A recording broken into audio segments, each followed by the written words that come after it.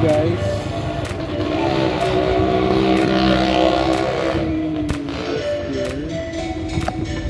So sarado pa siya. Sabi 8 o'clock pa daw ang open.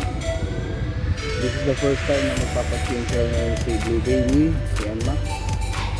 Kasi naka 500 kilometers pa siya.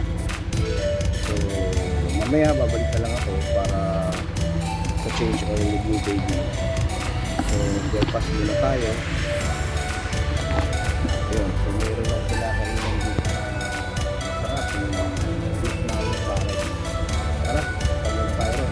Okay, go. So guys, sabi ng mekaniko, braking kailangan 500 kilometers braking, palit ka agad ng langis.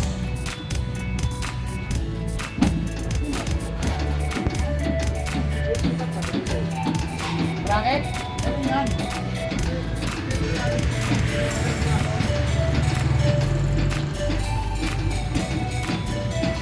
Full and change oil. Ang bilis niya 500 kagad eh.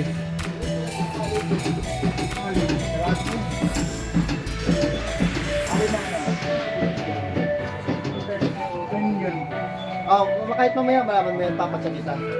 Alin namin yun? Change oil.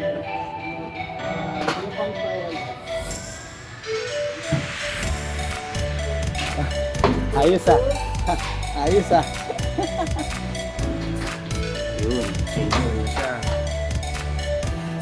May langis. Ano, may tin na, may tin. Linis pa ba yan? Natin yung kulay na bago ang is. Tingnan natin.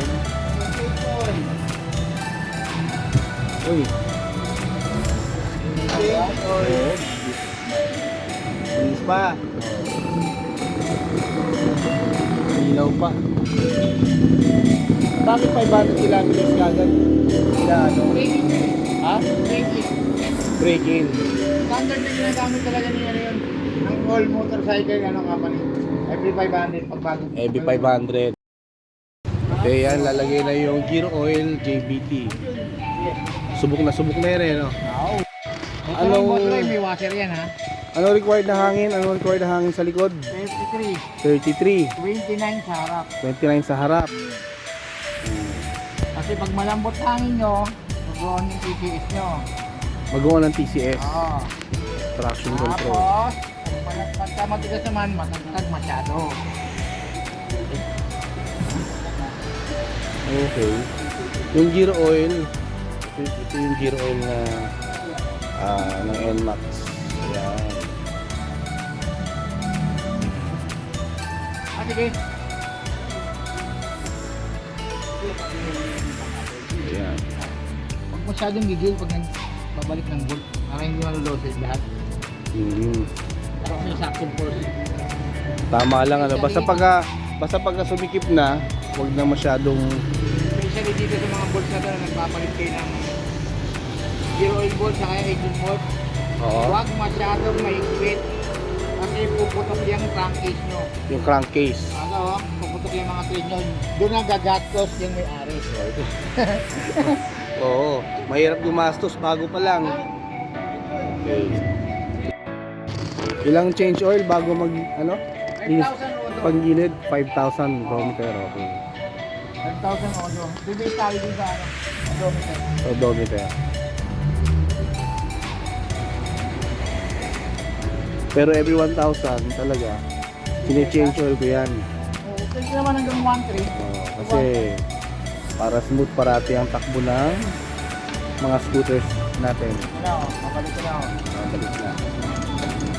Hindi mo na kailangan sa training dyan. Pili ka lang sakto. Oo. Yeah. Very good. Nice one. Hindi sila mo yan. Pag pumutuloy mo. Kawawa naman si bossing ngayon. Gastos na naman. Gastos na naman.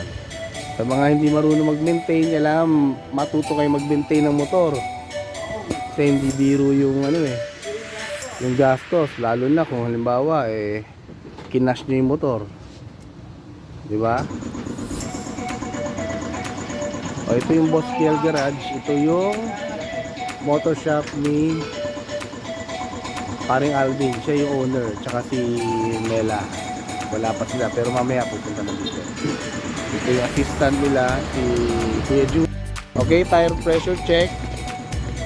Usually pagbabiyahe kayo ng mahaba o long ride kung tawagin, ilan lang kailangan pressure? 33 PSI. 33 PSI. Oh. Sa likod yan ha, sa likod. Kulang yan. Kulang? O yan o. Ba't parang, 29 o. parang ang tigas. Hindi, 33 PSI dapat. Kulang 33 yan. PSI talaga dapat. Okay. Pwede na i-check dito yung... Ayun, lambot o. Malambot pa yan?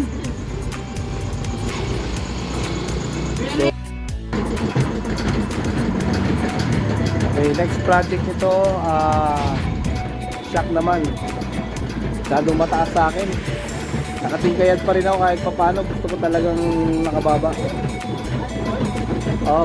Body ball CNC. Walo.